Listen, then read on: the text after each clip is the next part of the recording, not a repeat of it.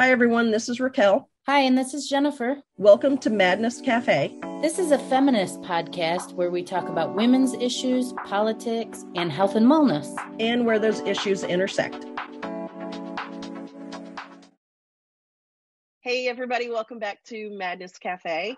Today, Jennifer and I and our guest are going to talk about self-care. And this is a topic that you hear people talk about a lot, like, oh, self-care, mani-pedis and bubble baths. And well, it's not just that. There's self-care that you do every day, and then there's self-care that you lean on when there's big life changes. We are going to talk with our guest today, Janell Santana, about all things self-care. Janell is a social worker, life coach, substance abuse recovery coach, substance abuse advocate for parental substance abuse, and author of The Hard Truths About Self-Care. Janell, you are definitely someone to talk to us about self-care and how to be good to ourselves. So thank you so much for being here on the show. Thank you for having me, guys. I truly am blessed to be on your platform and to be a chosen guest on your platform. We are super excited to talk about self-care with you because, like Raquel said, I think there's a lot of misconception. But before we get into it, will you tell us about you and how you got started in this work? Well, I've been a social worker for 19 years, but what I realized along my journey in the field, I was always helping everybody else. I never took time out to deal with my own traumas, my own stuff that I've been through. And I was like, why am I not taking care of me, but ready to take care of everyone, preach to everyone? You need to take care of yourself. You got to stop this. You need a therapist. You need this. And really, what we teach is what we most need to learn, right? Yeah. We most need to learn this stuff, but we're not listening. So that is what sparked it. And about 2016, 2015, I told my mom that I was going to go live on Facebook to my friends and family, nothing of a business, and just talk about self-love. Still not worried about me, still worried about taking care of everyone else. And then tragedy happened. My mom passed away of hypoxia. Oh, I'm so sorry. Thank you. And when she died, I was lost, completely lost, because when you're growing up, your parents are teaching you everything. I need you to go to school, finish high school, go to college, do this, do that.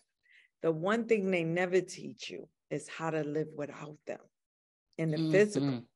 Yeah. The one thing they forgot is what to do when I'm not here.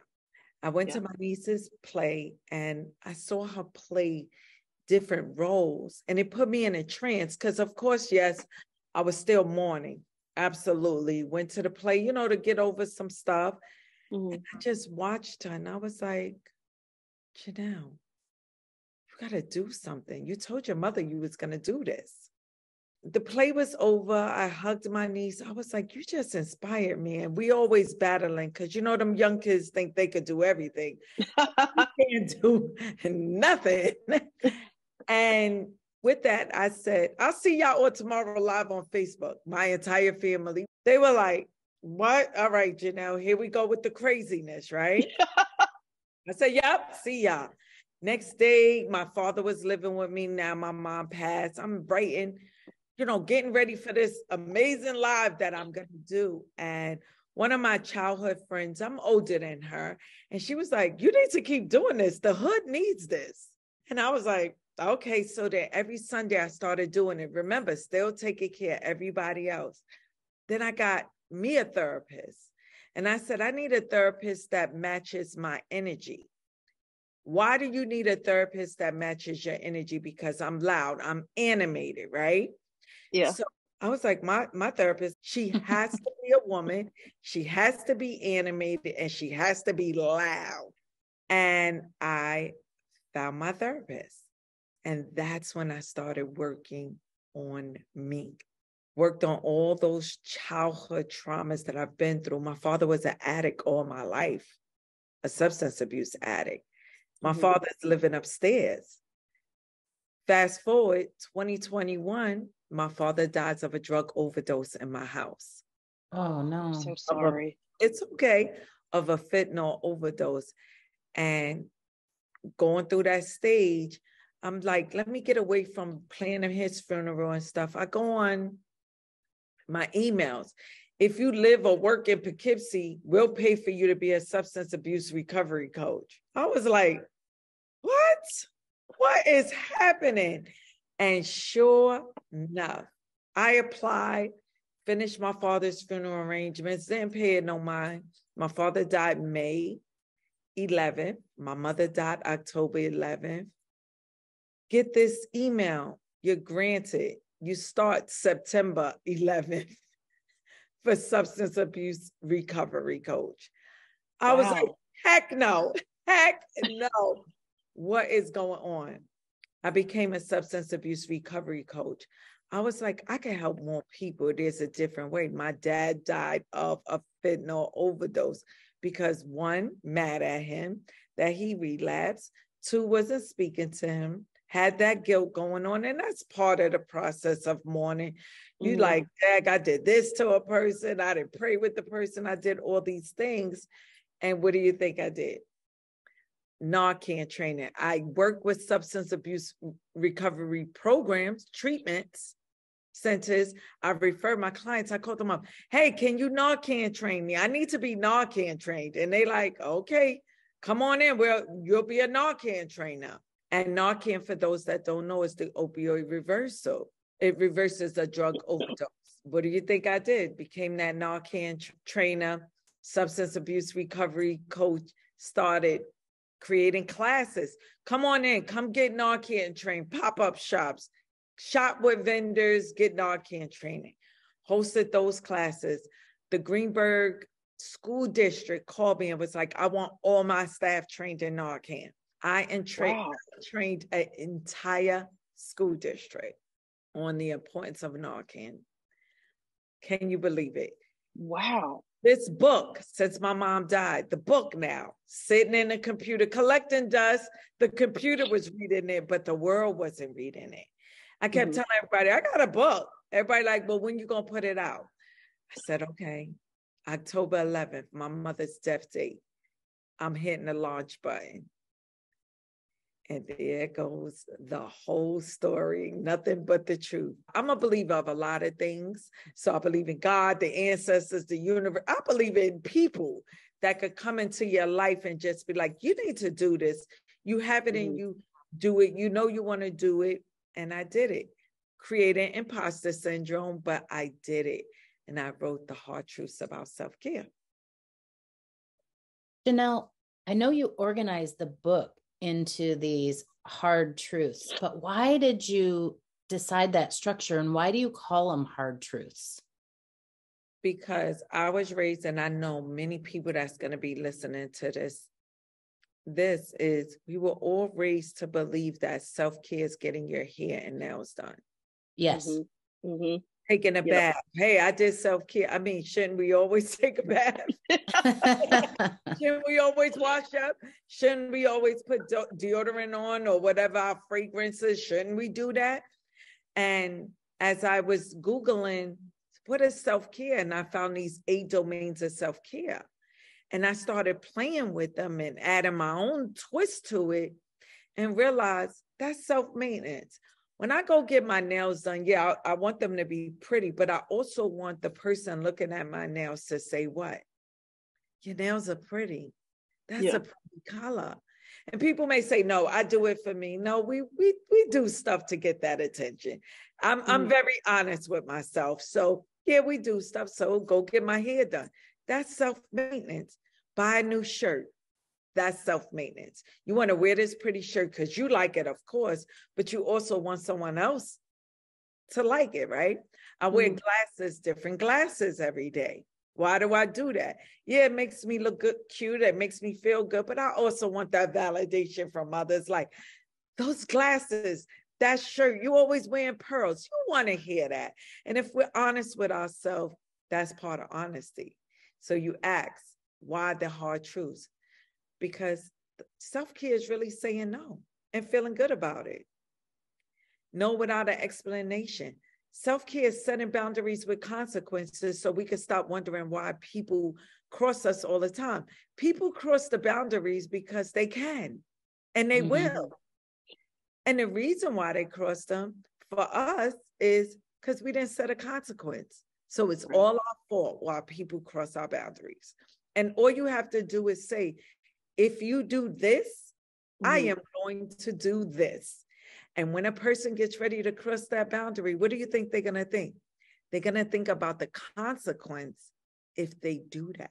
And you got to follow up with their consequences. That's a hard truth about self-care. Yeah. A walking doormat, allowing people to walk all over us. Yes, allowing people to walk all over us, because what? We lay the carpet out for them to do it. And then we cry about the continuous behaviors. So that's why the hard truths, they're really hard truths. They really are.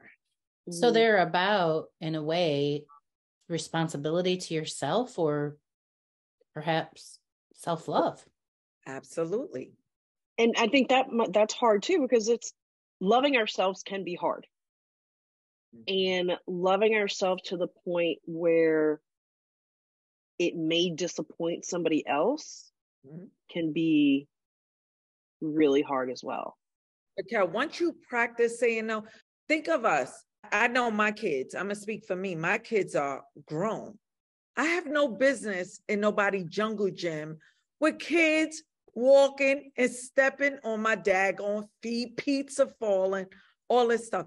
It's a place I hate. I hate jungle gyms. But guess what? When somebody invite me to these places, what do you think I say? Sure, I'll be there. And in my head, and after that phone call, after I see that invite, or after I accept the invite, I'm like, I really don't want to go. So now I'm dragging myself. So is self-care saying, no, I'm not going? Yeah, no. Just saying no. And how we could practice that is so we could start feeling good. Because like Raquel said, you do start to feel bad about it, right? Yeah. You feeling because you're not used to saying no. Right. You're used to entertaining everything. Because, oh, my aunt needs me, my cousin needs me. And then people throw that guilt trip. What if it's that last day? What if they're going to die? So now you're like, oh, I really got to go. But no, you get in that mirror and you start ejecting. No. Start saying it. No. And leave no with a period. No is a complete sentence. That's really hard. It's really hard. We put the comma there and be like, no, because I can't go because, I got something to do. And knowing what we really want to do is, hey, I want to sit home and watch Netflix and chill. So I want to clean my living room. I want to do stuff. But because we said yes, now we're obligated to doing the things that we don't want to do. Yeah, I've done that a few times in my life, for sure. Same. One of the things you say on Instagram is stop complaining about things you are not willing to change. What do you mean by that? Okay. Like I said, I teach what I most needed to learn.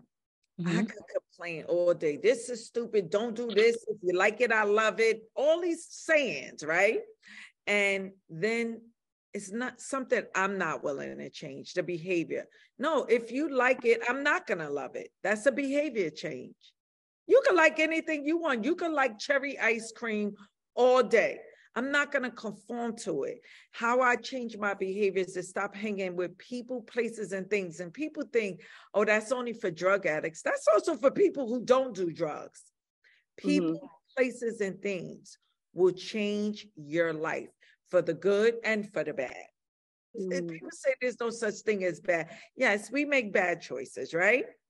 I've made a few in my day. Yeah. Yep. And sometimes we continue to do it and complain along the way. Like, Jennifer want to go get this cherry ice cream. I don't like this cherry ice cream, but I keep going. That's the behavior. I keep entertaining this ice cream. I keep entertaining this not self-care, right? I keep entertaining self-hate, right? I hate myself so much, so I'm going to throw myself down this rabbit hole. How about I love myself? I'm going to stop throwing myself down that rabbit hole. because I expect people to change. I expect it. And now I learned how to accept you for who you are. And during that acceptance, think about it. I can accept you for who you are and what you do, but I don't have to be there when you're doing it, right? I can allow you to be who you need to be, because we always got to remember everybody's not on the self-care journey. They're just not on it. That's a really interesting concept. We allow people to be who they are, and then we decide how much we want to interact with them based on that. But where I struggle personally is when that person is a relative. Maybe I don't really like the way they're treating me, but we're family. How do you recommend people react to that? It's a real thing. I love you from a distance, right? That's so hard. I love my cousins. I love my aunts. I love my uncles, right? I love my mother. I love my grandmother. But their behavior is affecting my mental.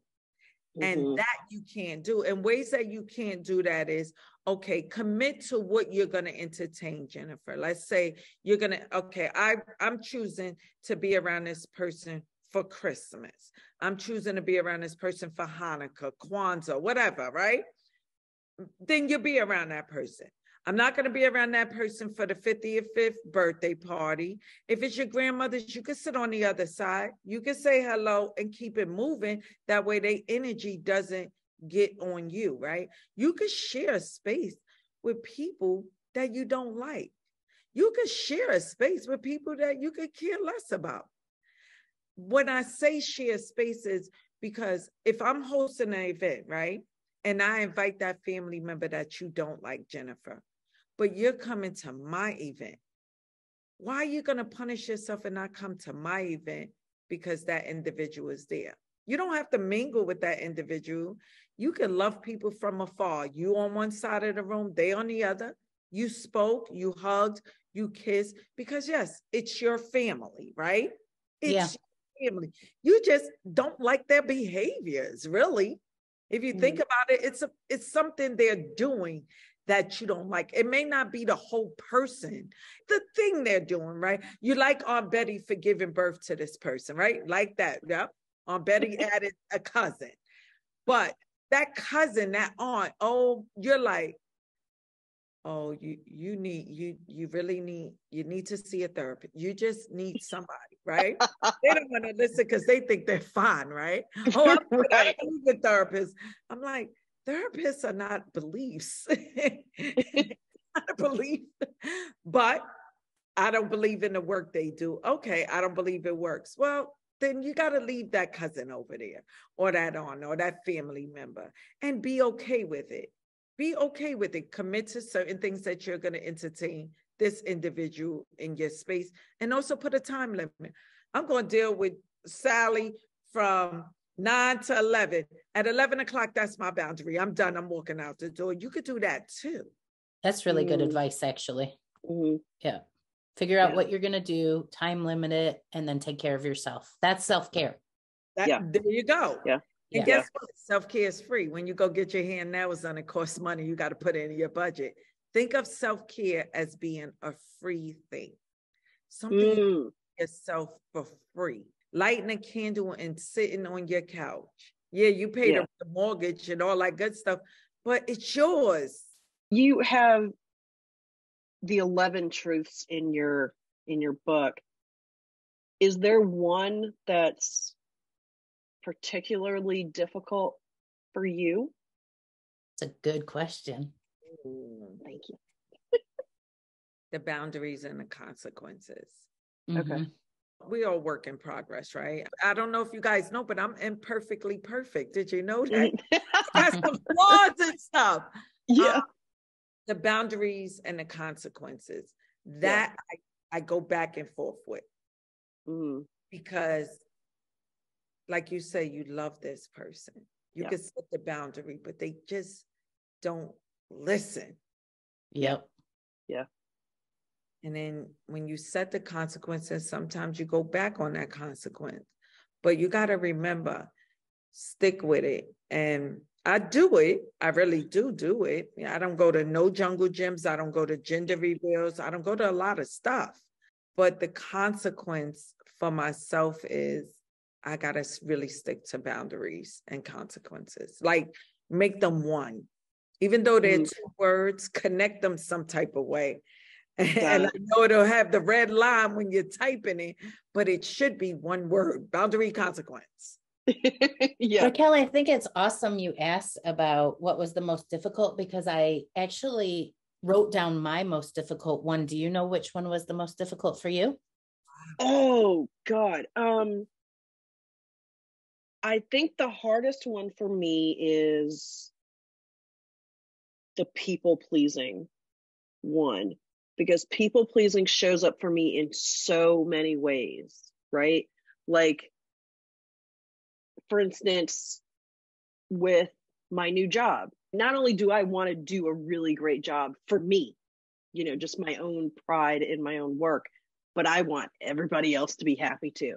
I want my boss to be happy with my work. I want all the other people at work to be happy with my work. I want, what do I do? What do I do? I need to make them happy. Or just like in my personal life, like getting invited to things with my friends. Well, I don't want to hurt anybody's feelings, so I'm going to go. Or I feel guilty if I'm like, well, I want to go to that thing, but it's during rush hour traffic and it's going to take me 2 hours to get there. I don't really want to sit in traffic for 2 hours. You know what I mean? So it's that whole like, ew. And then I have the guilt with it, right? So I think that's the hardest one for me, is the people pleasing part. It's really hard for me. I wrote in here, I actually wrote when I was reading, the hardest chapter for me. And this one is about being a doormat, which you mentioned before, Janell. I want to read something that you wrote, if you don't mind. It says, sure. If you feel that certain people only call or come around you when they need something, that means you're a walking doormat. But here's the big part. If you feel that your boss asks you to do things beyond your job description, often that means you're a walking doormat. And Raquel, you and I have talked about this before with the bosses and having these job descriptions that are sort of kind of loosey-goosey. Not real. Yeah, loosey-goosey, not really job descriptions. And I don't know if women fall into them more than men, but it's like so. That when I read that, I was like, I'm a doormat. Oh, no. We all are. We do so many jobs that we should be getting all the salaries for, right? Yes. Yep. And part of the 8 domains of self-care is employment self-care. You have to take your lunch break. You have to set that boundary with your boss. We come with many, many gifts, right? When you apply for a job, 10 to 1, if you apply and you're the fry person at McDonald's, right? You're going to master them fries, put enough salt on them fries, even though they want a lot of salt. And you're like, and your boss is like, oh, you're hired to be the fry guy. But now you're making shakes. Right? Now you're making burgers and you're not getting paid to be the burger person. You're not getting paid to be the shake person. Yep. You're getting that one salary, but now you're working under 3 salaries, right? Yeah. Yep. You do. Yep. You go to your boss and say, if they ask a one-time thing, that's different. Okay, I'll do you the favor. I'm talking about every day you going in this job and you all 3 people.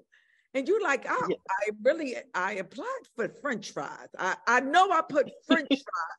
And I know you talked to me at this interview about these French fries. But I'm mastering Big Macs. I'm mastering the Frosties and with the Oreos. And I'm like, oh, so now that you're being used, right?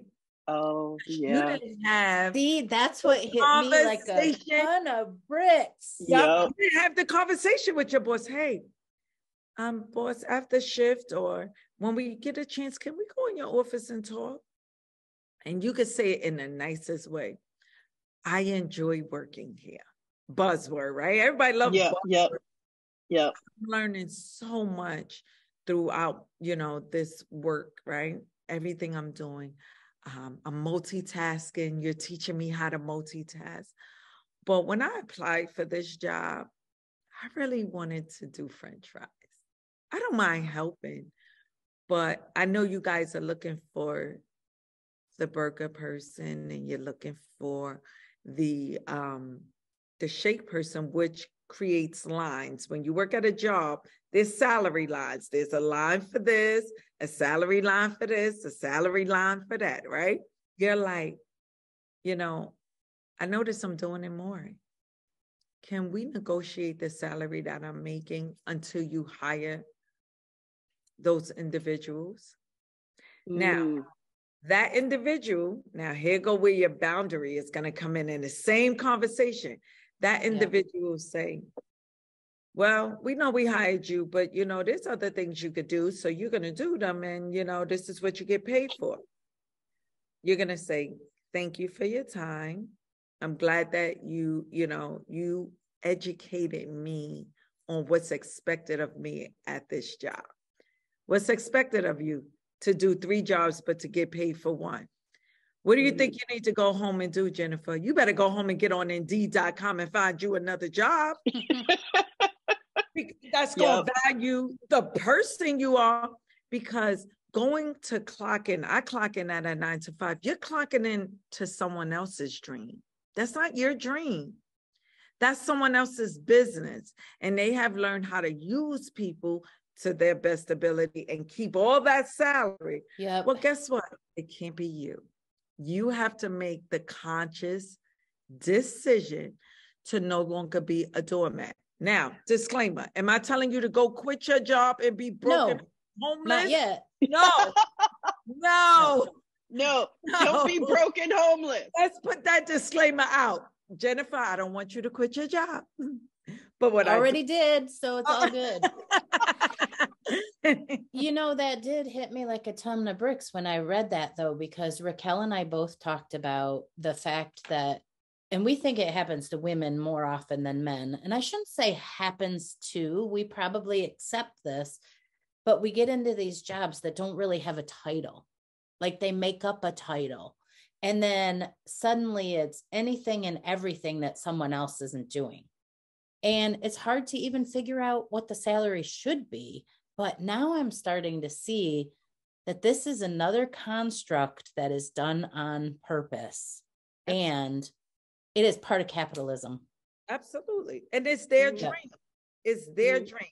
A person that opens up a agency, a facility. I have self-care open up, right? Let's be real. I need money, right? I need people to pay me, right? Because I do have to live. I do have to live. So it is a business as well as me helping people. You're working for someone's business, whether it's helping the world, saving the world, stocks, bonds, it's a business.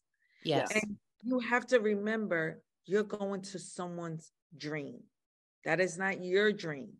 You could have the same vision as them, but you're going to do your business different. You may not take advantage of people.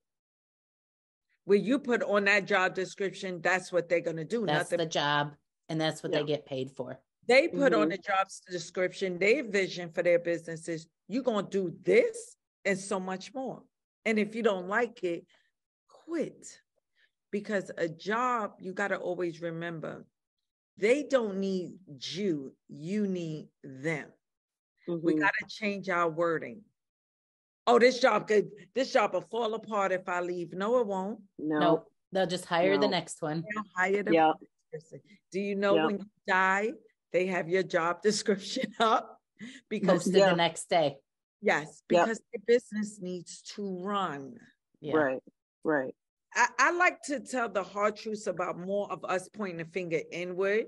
This is so easy, but when you got to do this, you'd be like, I'm a walking doormat, like you just did the face, like, she's talking about me. Yeah. Yep. In work. I don't want everyone to so much focus on the outer work that we do for others. Let's start focus more on the inner work, and then we'll be so much happier.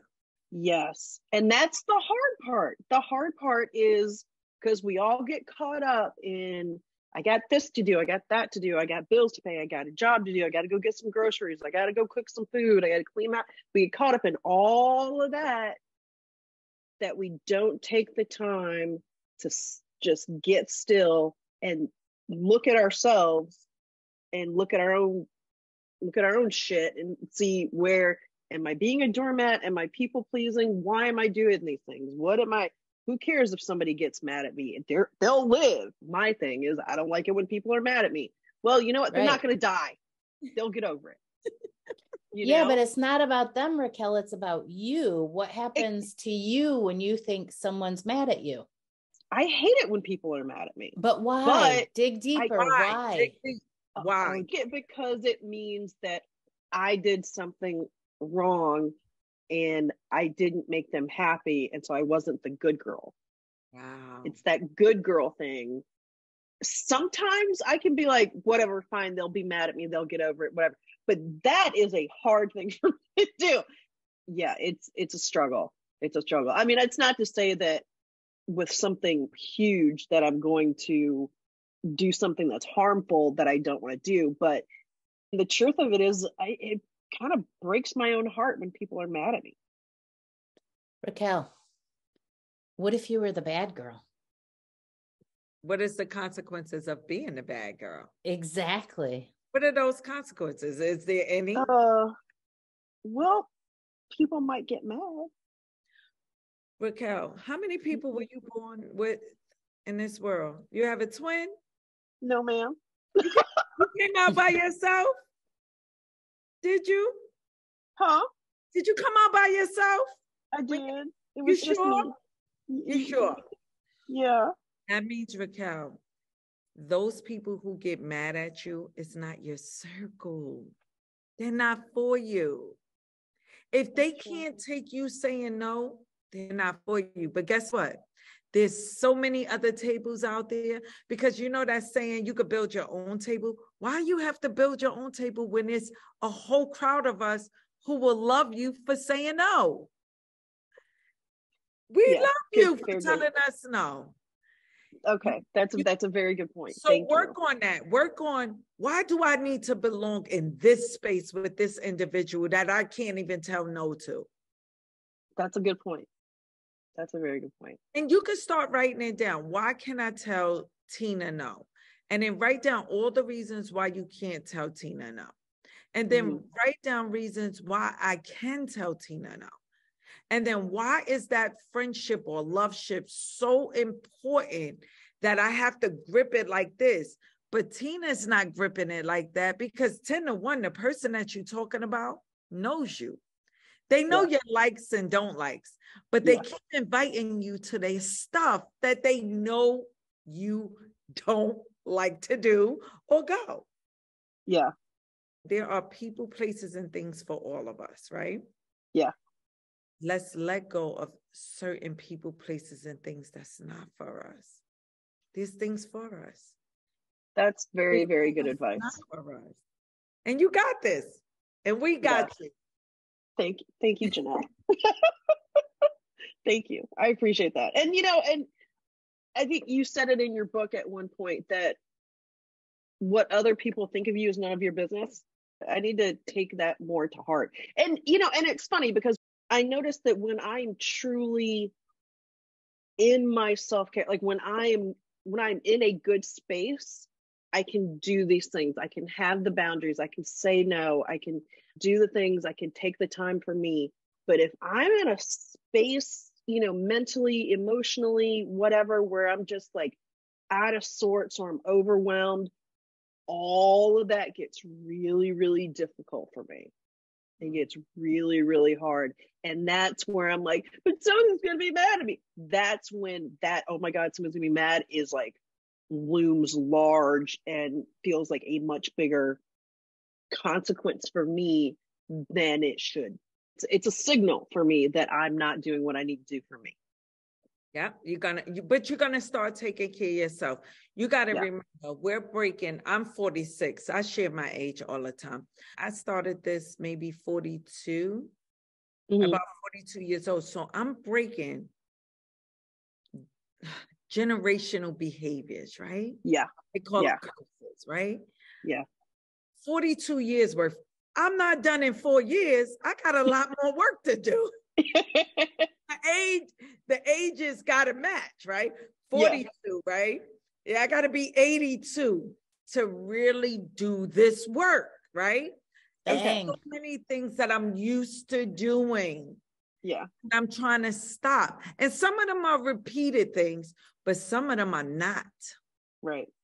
Because so what you're saying is this is going to take time. Absolutely. This is not going to happen overnight. No, not at all. And we have to keep doing it. It's not like you do it once and there you go, you're perfect. You have to keep doing it. It's a practice. Yes. One of the things I heard you say, Raquel, was you said, when I'm in a good place, I don't take it so personally if someone's mad at me. When I'm not in such a good place, this comes crashing down on me. I feel the same thing about the doormat thing at work. Like when I'm in a good place, I take care of myself at work. When I'm not, I'm the person who volunteers for everything and doesn't get compensated for any of it. Yep. Right. Janell, how do we get ourselves to the good place, the good state of mind, so we can make the decisions to do self-care? Something very easy. Go in the mirror in your bathroom or put a mirror while you're sitting on your bed. Ask yourself, what do you don't like about yourself? Oh, that's tough. That's a tough thing to do. Oh, God. Oh, Lord. Now, listen, we need a mirror every single day. But do we have conversations with ourselves by looking dead at the person you're looking at? Do you do that? Oh, absolutely. I love, her name is Louise Hayes. She's the founder of Mirror Work. Oh, my goodness. Okay, the first time I did it, and I'm talking about intentionally did it, because I look in the mirror every day. I think I'm the best thing that ever happened on this earth. I'm talking about intentionally, right? Right. I did it, and I share this. So I'm going to get a little graphic with you guys, because this is the important part. Yeah. I realized that I hated a lot of things about me. Yeah. You ready for this? I cried, but I chose not to get in the fetal position. I chose to stay looking at myself. And when I say the boogers, the tears, the ugly cry. It's a cry that you can cry that's from your soul. Yes. Yep. It's the regular tears. Oh, I'm so sorry. But I'm talking about from your soul. So when you're coughing. Yeah. And what you're actually coughing up is all that negative stuff. Yeah. So it's that all whole of that body cry. And guess what? I didn't use tissue. Because you know, when you wipe your tears away, it's telling the brain, stop doing this. Stop doing this. You don't want to tell your brain to stop. You want to tell your brain, let it out. Let it out. So when you're doing this ugly cry, I want you to do it intentionally. Okay. I don't want you to have an agenda on it. Like the agenda is going to be, what do I hate about myself? No, I want you to look at yourself. And then when you're in that process of telling yourself what you hate so much about yourself, because believe you me, we really beat ourselves up. We tear ourselves up. And what I had to do was I had to break down to build up. You know how people cut off all their hair to start all over? Yeah. Well, I had to break down. And what I tell people is I got a vision of my skeleton, like my inside of my body. Like I know what my heart looks like. I know what my brain looks like, because I really, really peeled off the layers of skin. I peeled it off. I don't like my big toe. I don't like this behavior. I don't like that. I don't like that. I want a flat stomach, but I ain't doing nothing to get a flat stomach. I want to eat right, but I ain't doing nothing to eat right. I want my diabetes to change, but I ain't doing nothing. I'm talking about that type of work. that type of work. And I would love to do that work with someone as a client.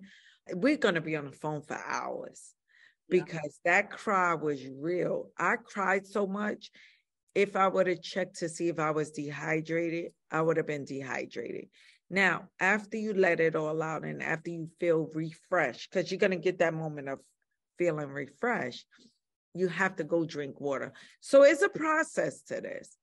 That is how you really get to see what behaviors you don't like, to answer your question, to get to the behaviors that you like, Jennifer, because we say a lot of things. I don't like this, I don't like that, but you got to dig deeper, so deep. I want you to see your soul, what it looks like. Does your soul look scarred up? Does your heart look like someone stabbed you 5 million times? Mm-hmm. And does it look like in those 5 million wounds where you were stabbed in your heart, are some of those places like a person repeatedly just dug in you and got under your skin, and you allowed them to, you gave them room under your skin. You gave them a house under your skin. Mm. Did you do this once or did you do this multiple times? The first cry was, I never cried like that before again, but do I still do the work? Yes, and I still cry. The universe, God, Jesus, all them great people, the ancestors, they only gave me one chance. Mm-hmm. So you may only get the one time. You'll cry all the time. Yes, because crying is healthy, but I'm talking about that one time where you get to visualize how bruised your heart is, how you don't have a normal brain. My brain, I've been through a lot as a child. Trauma brain. I have a trauma brain, but it's so ugly that I don't have a beautiful brain. Now I may do, because I changed a lot, because you can change, you know, you can add more laughter, more of all that stuff in you, but to repair it, but you got to first go through it. When you say your brain was ugly, what did it look like to you? When I say it was lit up like a firecracker, it may have been some good spots in there, but it was stuff I didn't deal with. Stuff that this is deep. I didn't deal with. And I chose my family will tell you in a minute, get up, suck it up, get over that already. That happened when you was 2 years old. I don't want to, I don't want to talk about it. I don't want to be friends with nobody who does the get over it method. It's a method. I want to deal with people who are willing to get through it, because easily it's like a drug too. You could get sucked back into that get over method. Oh yeah. They can suck you back in, and now you're back to your old self, because I'm human. You don't think I have them, excuse my language, them effort moments? Y'all guys don't have them like, listen, forget all this self-care stuff. I'm going back to my old ways. It's comfortable, but I ain't got time for that. No. And then I got Janell, and I do this in the car. Janell, did that make any sense? See, I can scold myself now. You would learn that along the way. Janell, picking up that phone, did that make any sense? Cursing out the lady in Marshall's, was that the right thing to do? Because she doing your job, asking you to donate to 50,000 people. You got to be able to talk to yourself and give yourself a consequence. So all of this, like, self-care is so, it ties into it. And that's why they hard truths. Because look at our faces like, dang. Yeah. No, it's hard. I have a very personal question now. Absolutely. You made me think of this when you were just describing this process. So in the opening of your book, you talk about losing your mother. You also mentioned it today, and you said, she didn't teach me how to live without her. I lost my mother a month ago now. This is the thing that like tears me up almost every single day, is I don't know how to live without. I mean, I can live fine. Of course, I know how to feed myself, but I don't know how to live without my mother. And I'm hearing that message from, honestly, even my therapist is like, you guys gotta get going. You gotta move your bodies. You gotta. So that's the message we get from everybody, is there's no time for grief. Get your shit together, get back to work.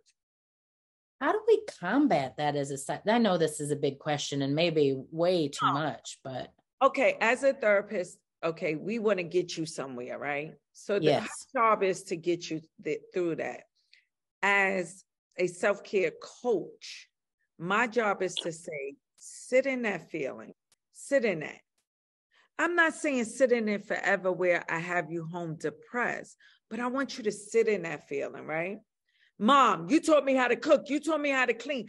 Talk to your mother, Jennifer. You taught me all these things, Mom.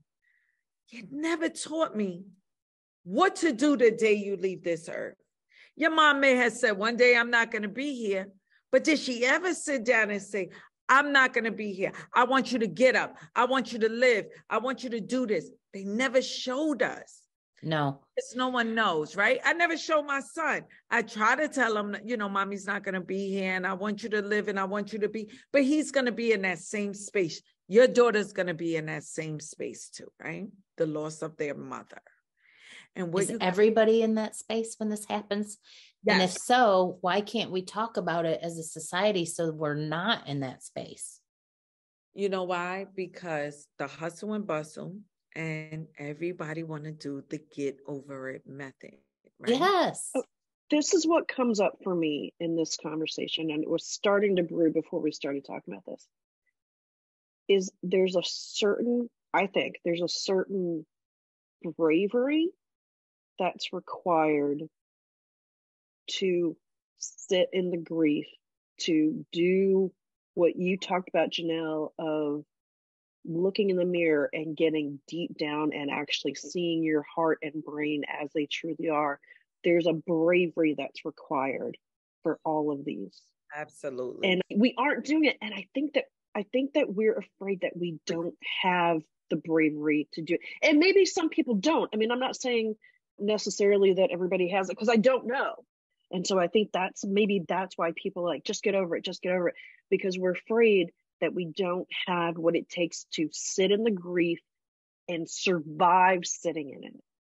It's like that grief fantasy we talked about long ago, that you get so entrenched in the grief, like Janell was talking about, that you're in the depression and you can't get up and somebody has to come in and pull your shades open and say, get out of bed and get you going, because you're afraid you won't have that capacity to do that for yourself.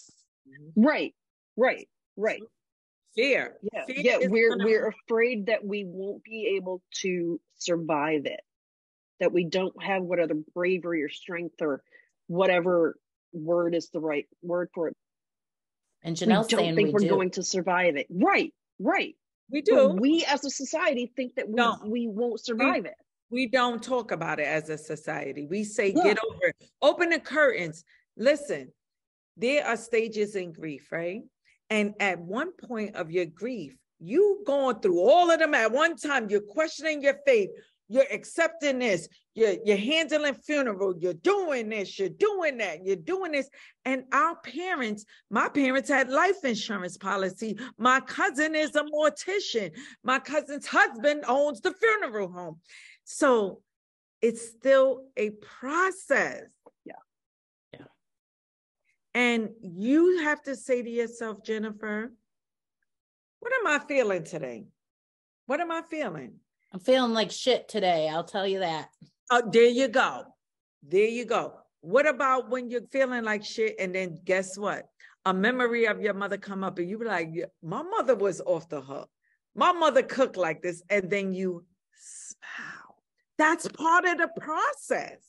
But you're not feeling those smiles and you're not feeling those cries because their therapist and your family's like, let's go. Let's get over it already. You got to get back to work. Yep. Instead of them saying, hey, how are you doing today? And allowing you to go through everything you're feeling without them saying, well, when my mother died, I didn't do that. Or when my father died, I did this and I did that. One thing that came up for me when my mother died was I couldn't brush my teeth and I couldn't take a bath. Not that I laid in a house all day. I was afraid of the bathroom. That's why. I was afraid of the toothbrush. That's why. Why was that? something in my brain went back to when my mother used to give me baths as a baby. When my mother used to take the baby toothbrush, and for some reason, I was so young, I don't know how that memory came up, but I think the memories like this, my mother was doing this to my teeth as a kid. If you don't allow yourself to go to that place, and remember, I didn't start self-care then when my mom first died. Yeah. As the self-care journey, I asked myself, why was I afraid of those things? Why didn't I want to take a bath? Now, mind you, I'm a person that takes a bath every morning and every night. You take your bath in the morning, you know, your mother's rules, bath. And then when you come from school, you take off your school clothes, get in the bath. Why did I want to do those two things? Did family tell me, Janelle, you got to stop this? Janelle, I'm going to be on the phone while you brush your teeth. Janelle, I'm going to do. I didn't know why until memory came up when I was a baby. My mom washed me up and my mom brushed my teeth. That's why. She wasn't there to do it. Now, mind you, my mother died, I'm in my 40s. Of course she wasn't doing it then. Right. But that was the death and the relationship to the death. So, Jennifer, what I want you to do is find out why you don't want to do something, and then find out where at was mom doing this for you. Even if it was 3 years old, that'll help you go through the grief process. And those that talk all that, get over it and stuff, don't give them space right now. Be like, you know what? I got to save that space for me, because there's some stuff I got to tackle into. And you guys are not going to understand that stuff if I explained it to you, because it's going to sound crazy to you, because something is stopping me from doing something. And I got to figure out why. Maybe going to the grocery store, now you're Uber eating it or something. I don't know what the behavior is, but you got to say, why is that? What about this grocery store? What aisle did I like going with my mother in? What aisle am I avoiding? And then you'll realize what it was. I see you teared up, Raquel. Well, yeah, there's so much to all of that. And because I know that you're going through this, and I don't want you to feel that pain, but you have to. That's part of your journey. I can't take that from you. It doesn't mean that I don't feel for you in this. It's because I have my own mom, and one day I will lose her. And it's all of that. And you feel like an orphan too. You feel like an orphan. Being a human is tough work. Yeah, humaning is hard. Yeah. It's the Dell thing. It's for the birds. Just leave me at 6, 7 years old. I had my mom and dad, and everything was great. Even though my father had his own, addiction behaviors, because he really did all my life, and he used opioids. So the stealing, the sleeping with money in your panties, all those traumas. Him, I was angry. Yeah. I was waking up in the morning screaming. And I already started the journey to self-care. And I was hurt when my mom died and so angry when my dad died. Janelle, did all the self-care work you did in between those two events help you through your father's death? Yes. I started thinking of all the times when I said to my dad, just say no. Yeah. Don't we all? We got addicts in the family. What's the first thing? You need to stop using drugs. You need to cut it out. I'm cutting you off. I can't deal with this. Yeah.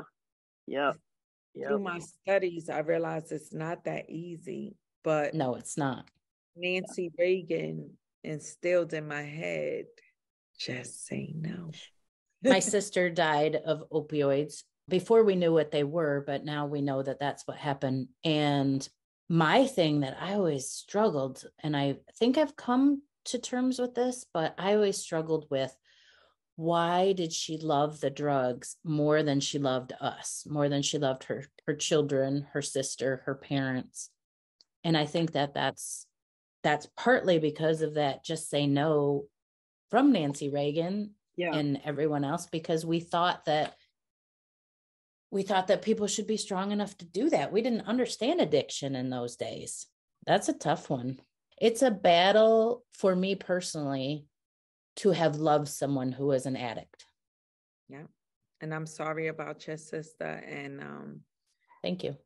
We need to go with harm reduction. If they use 20 bags of heroin a day, how about 9? How about 10? How about 11? You got to reduce the harm more so than just say no. And, you know, I heard you say, why did they love the drugs more than they loved you? That wasn't the case. I know now, but it took years to get there. Yeah, oh, yeah. Like, nobody wakes up and say, today I'm going to go smoke crack.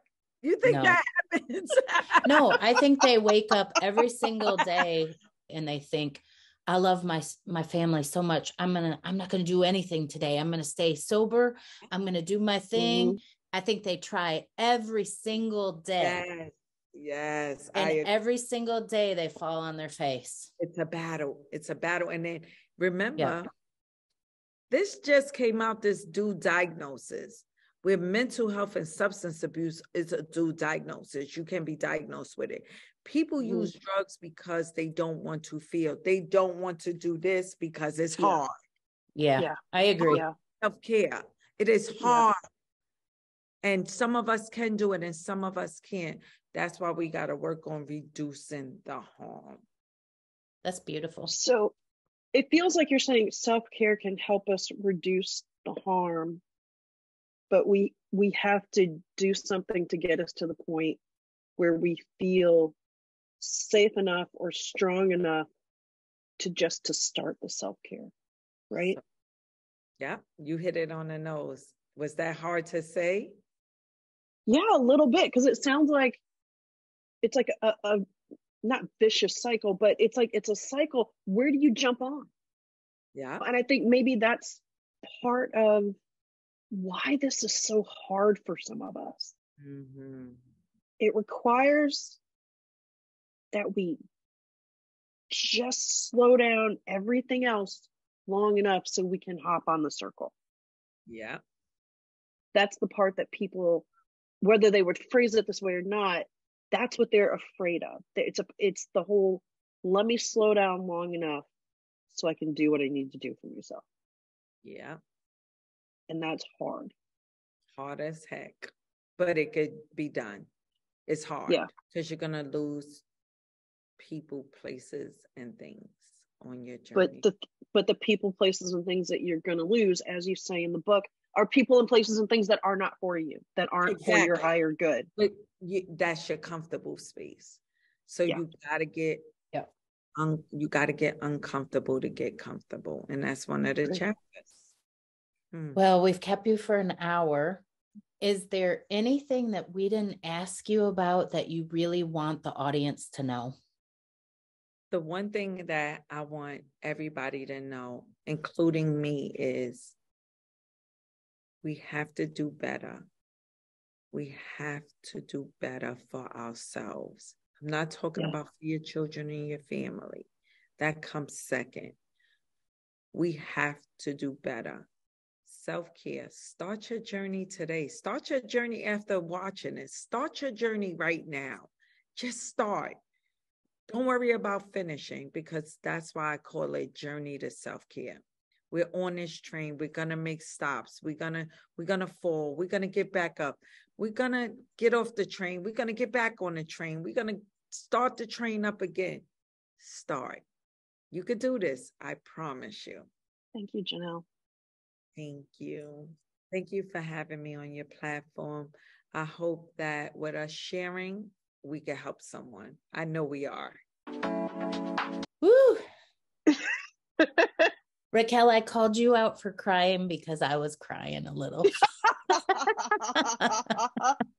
And that's like me. I use humor as a deflection point. I always have. I always call you out, but I'm over here like, no, I think the book has such a logical approach to it. Janell's book, The Hard Truths About Self-Care, such a logical approach to the hard truths. There's no other way to put it. And I read it and I intellectualized it and I'm like, oh, it makes total sense.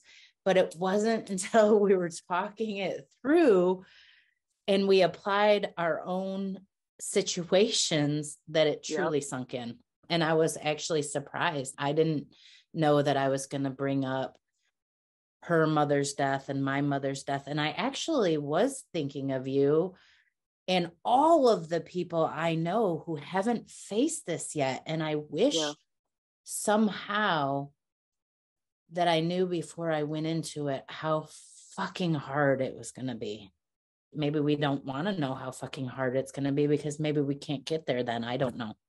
Yeah, I mean, I think deep down we all know that it's going to be hard. It's that whole thing of push it down, push it down, push it down. Don't think about it. Yeah. Don't think about it. I remember growing up thinking, like being a kid and being like, oh my gosh, my mom and dad are eventually going to die. And I'm like, yeah, but that's way, we don't ever have to think about that. We don't have to think about that right now.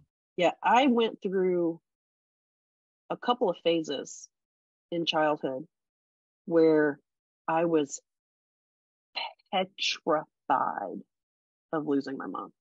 Petrified. I would have these horrible nightmares. Horrible, like recurring nightmares. There's a couple that would show up all the time.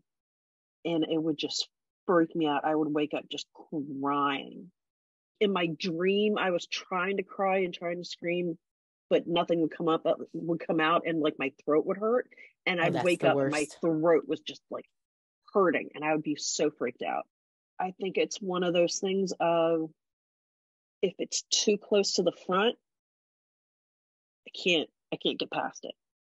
And so that's why it gets kind of pushed to the back. And maybe this goes against what we were just saying, but it gets pushed to the back so that I can take care of all of the other stuff. Yeah, so we can focus on capitalism and go and do our jobs. Well, you're right. But so we can also focus on taking care of ourselves too. Do you know what I mean? But that would be great if that's actually what we were doing. If we were applying the principles of Janell's book and we were actually taking care of ourselves, that would be fantastic. But what we're doing most of the time is what we've talked about before. Get up, go to work, come home, cook dinner, watch a little TV, jump in bed, get up, go to work. And it's this robotic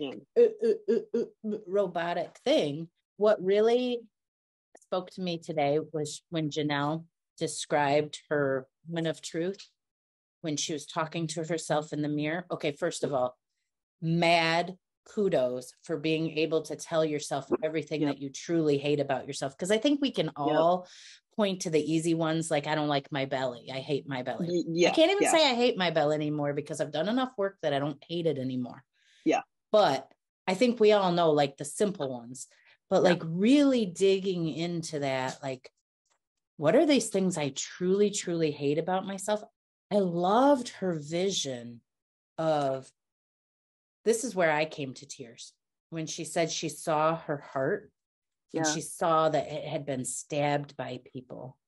Yeah. And by some people repeatedly wounded into her heart. I feel that. Yeah. I feel that.